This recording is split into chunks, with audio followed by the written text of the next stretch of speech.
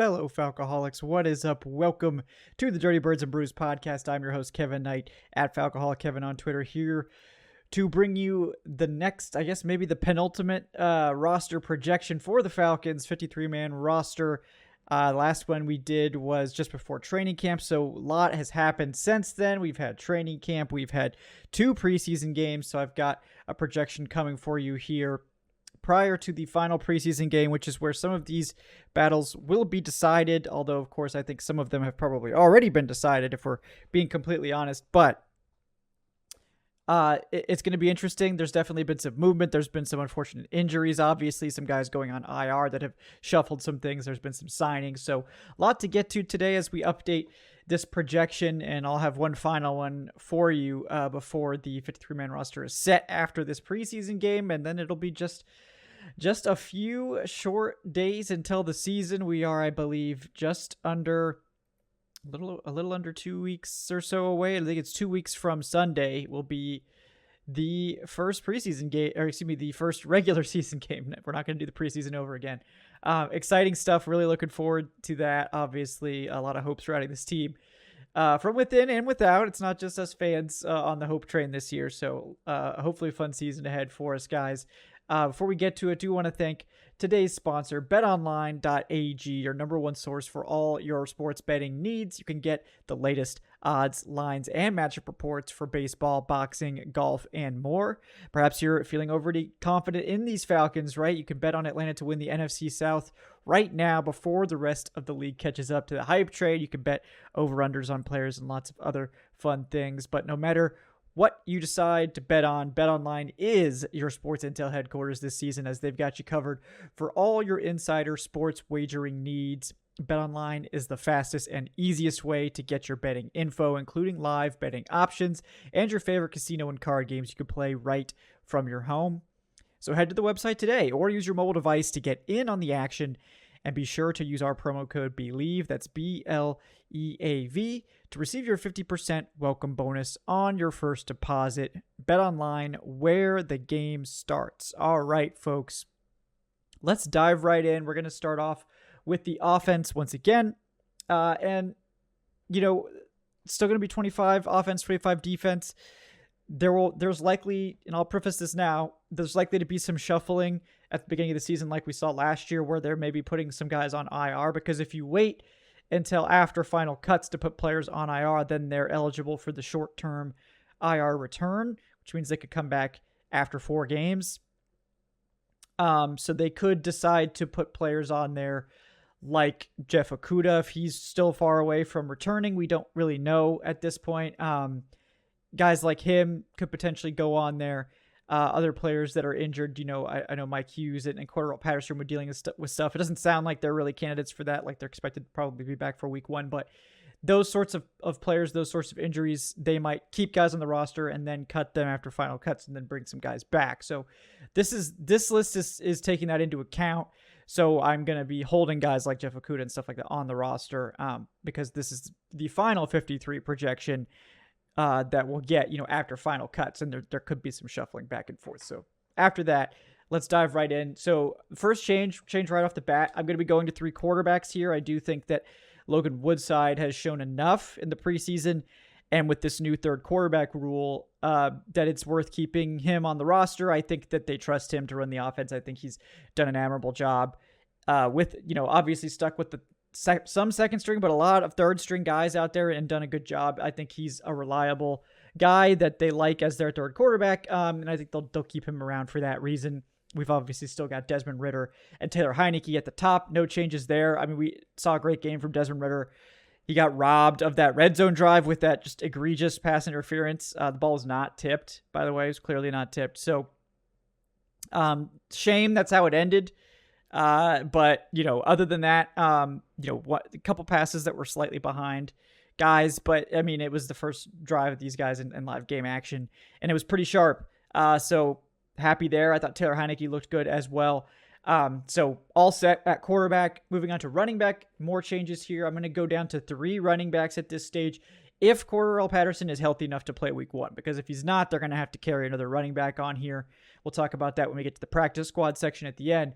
But I think otherwise they're probably fine with these three running backs because the fourth running back is not going to be activated unless there's an injury.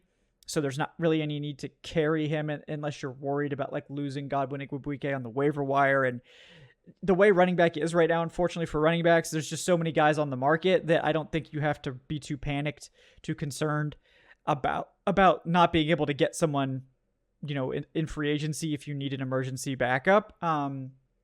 Obviously, you'd like to keep your guy in the practice squad and have him stick around and be ready. But, I think it's a low risk thing to put these guys on, to put your fourth running back on the practice squad. So we go down to 3 here to make room for the third quarterback, essentially, and some more shuffling that's going to be further down the roster. But yeah, Bijan Robinson looked awesome, obviously, in his debut.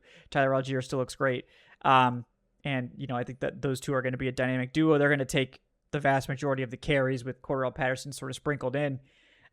There's not really a need to keep that extra running back. The only reason they kept 4 with Avery Williams, I think, was because he was going to play a lot on special teams. He was your punt returner and your secondary kick returner.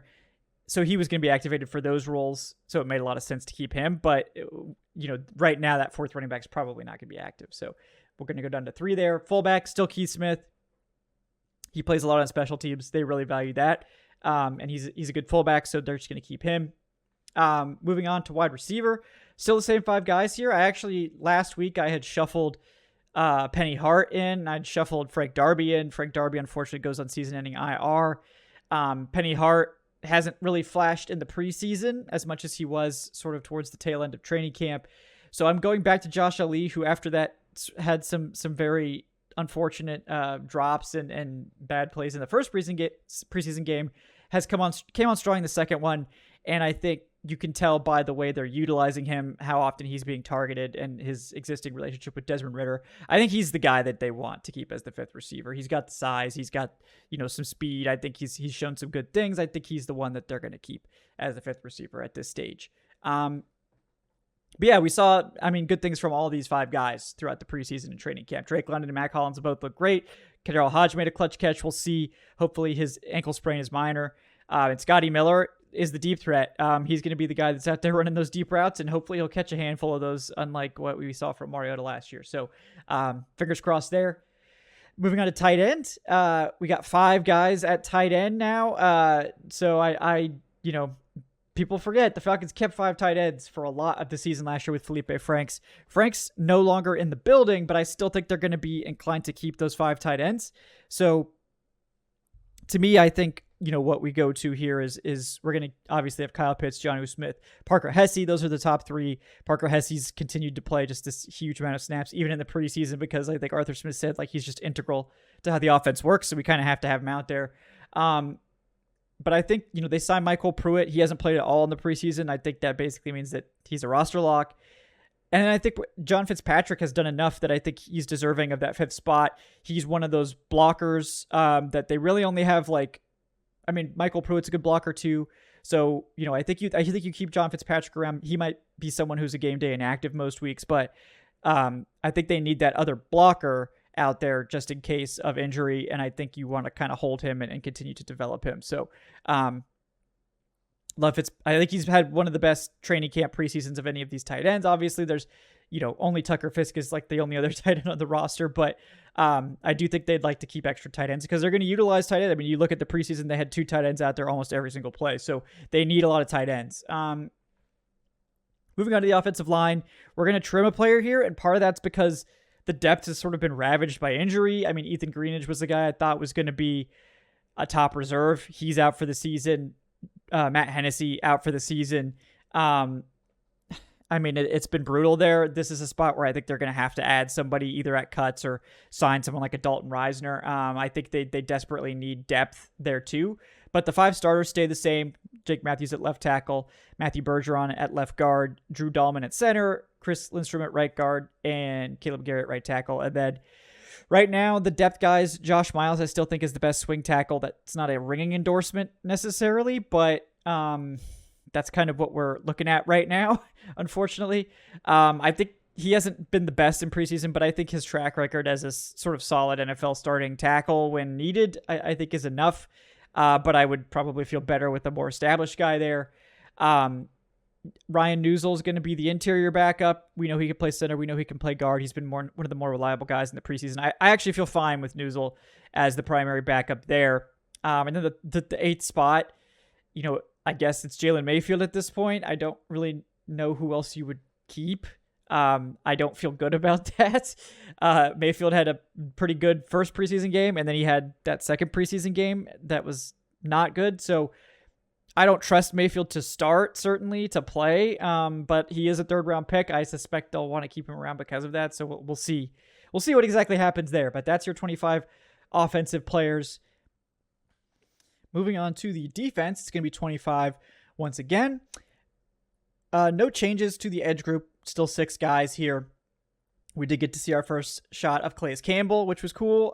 He was looking disruptive. He was looking dangerous and looking massive, which of course he is at over 6'8".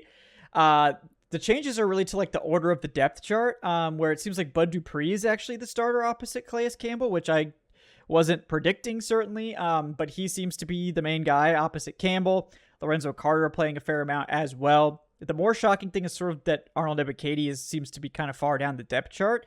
He's been playing he's been playing throughout the entire preseason games, alongside last year's third-round pick D'Angelo Malone.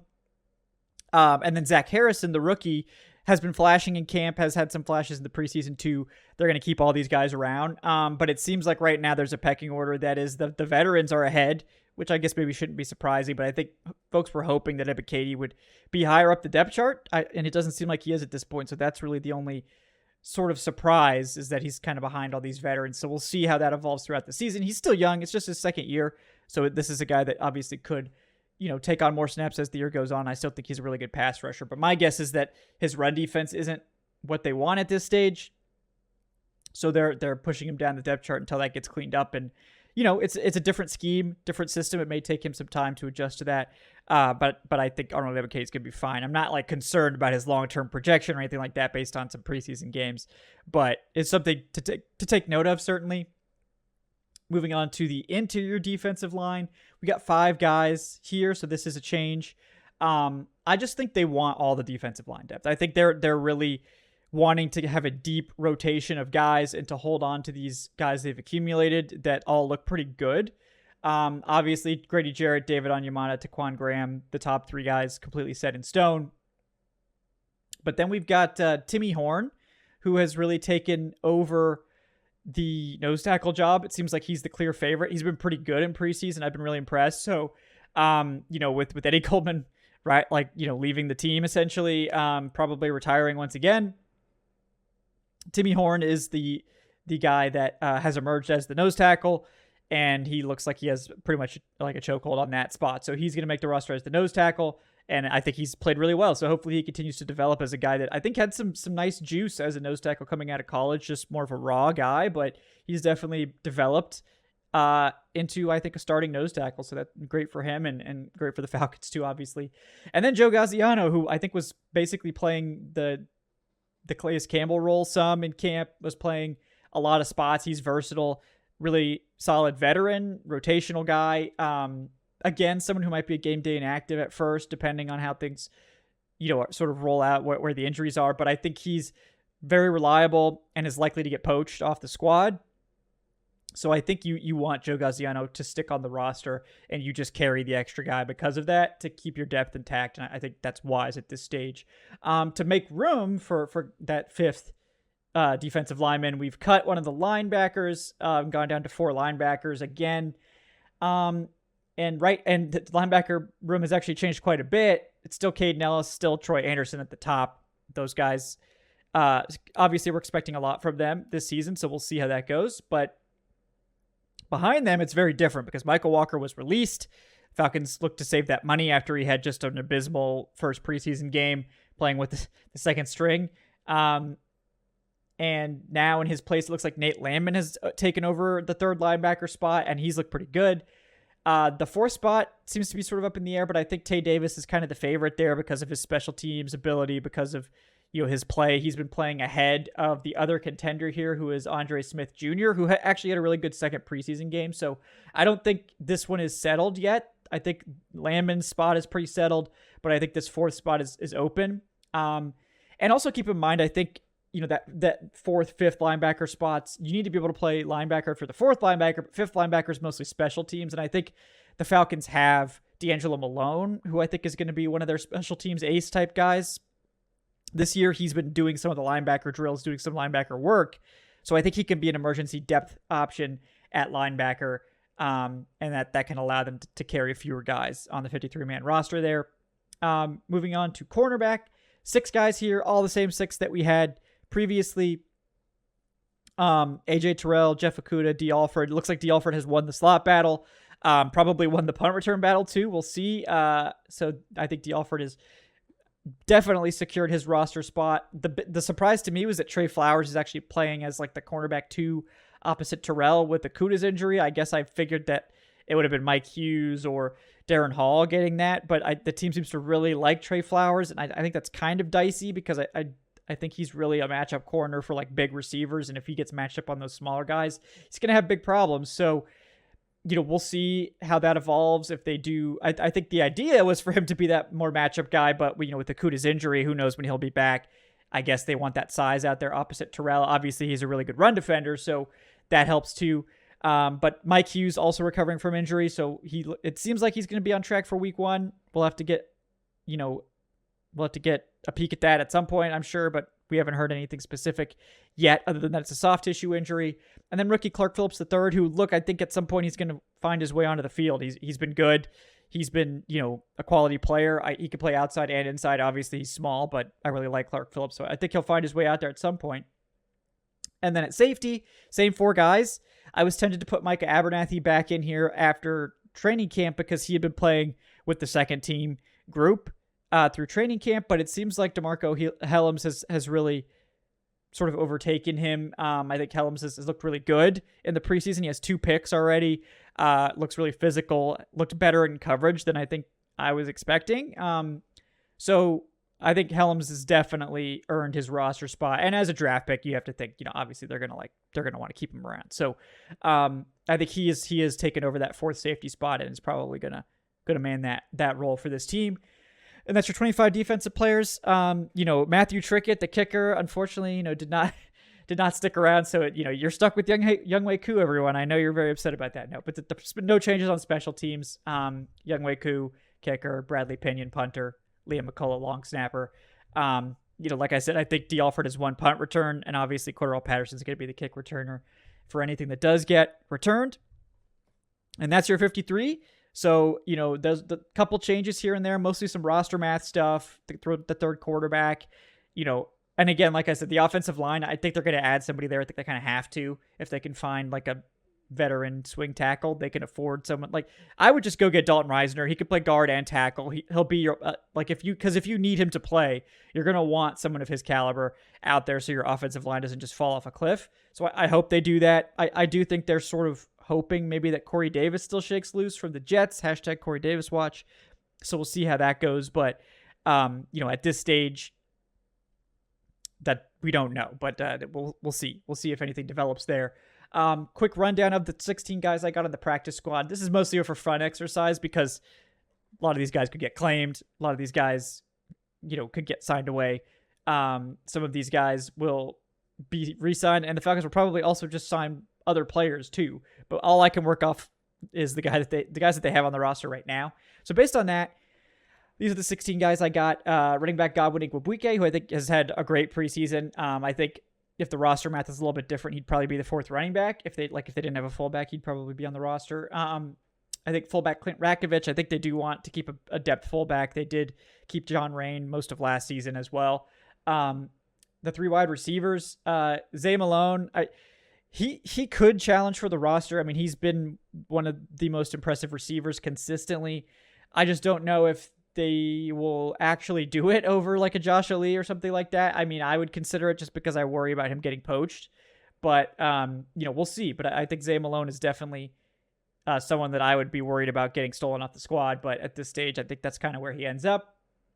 Penny Hart, hopefully he's okay from his injury. But again, he has special teams value, and I think he's played pretty well in camp, has a lot of experience. And then J.J. Arcega-Whiteside, who's going to be that guy that is your reserve to back up the big guys in case you lose someone for injury temporarily. that you can elevate JJ Arcega-Whiteside and he could play that same role. At tight end, Tucker Fisk is the only other guy on the roster, and I think they like him as like a Parker Hesse backup. Very similar background, former defensive lineman that converted to tight end. So I think they like him. I think he's someone that they want to keep around on the squad. Tackle Tyler Vrabel and center Jovan Gwynn. Both these guys, young guys the Falcons want to keep around, obviously. So I suspect they'll both stick around. And we could see Justin Schaefer on here too if they decide to go with an extra offensive lineman. Totally up to them. Recently signed edge Kamoko Toure, who had a really bad first preseason game. Second one was better. And I think they have two actually really strong interior guys here for the practice squad, and nose tackle Carlos Davis and defensive tackle Albert Huggins, who both have had good preseasons, especially Huggins. So I think those guys they definitely want to keep around if possible. Linebacker Andre Smith Jr., either him or Tay Davis, whoever doesn't make the roster, is probably going to end up here. And then they have some, I think, good DBs that could end up here. Darren Hall at corner, he'll be poached, I'm pretty sure, so probably not going to make it here. Cornell Armstrong at corner, he probably will make it here. Micah Abernathy, I do think they still really like at safety, so he'll stick here. And if they do keep a fifth safety, I think it'll be him. And then Detrone Brooks, who's that UDFA, who's been playing some corner, some safety. I think he's someone they definitely want to develop. He's been pretty good in the preseason as well. So that's your 16 practice squad guys and your 53-man roster. I think it's a strong roster. I think it's a good-looking roster. Obviously, training camp and preseason injuries have taken a toll. We've lost some depth here and there. It's not great. Obviously, we were hoping for Eddie Goldman to be in this room, and he's not. So, you just have to roll with the punches. You're never going to be 100% perfectly healthy through the whole season. You're going to lose guys, but I think they've built up a deeper roster than in years past. I think they'll be able to weather it just fine at this stage. There's still some spots, like I mentioned, on the offensive line where I think they could really bolster the depth. Wide receiver, if they could get their hands on another higher-end guy. I mean, I like Matt Collins. I think he'll be better than people think, but I think if they could get Corey Davis, you'd feel way better about this room as a whole. But overall, I think the defense in particular, maybe you look for a third, like another veteran linebacker. But I think, in the secondary, it looks good. On the defensive line, looks really actually pretty good. So pretty happy with how this has turned out. And I think this is potentially a playoff caliber roster for the first time since 2017-ish. So, maybe 2018 if they didn't get ravaged by injury. But I like it. So I'm excited. Thank you guys so much for tuning in to this. We'll obviously be back on Wednesday night for the Falcoholic Live to go over that preseason game in more detail. And then, of course, we'll be back Thursday night for our watch party for the third and final preseason game. And then it'll be on to regular season predictions, coverage, all that great stuff. So, guys, thank you once again for checking us out. You can join the Patreon if you're interested in supporting us and getting some exclusive perks, including Q&As and some ad-limited, early access versions of these episodes. Please subscribe here on YouTube, or if you're watching listen to the podcast, leave us that 5-star review. Really appreciate that. Leave a comment on your surprise picks for the roster as well. Love to see those comments. Those help us out as well. If you're interested in donating, you can donate and ask a question. We'll answer it on the next live show. So don't worry if you do it offline. We still get them.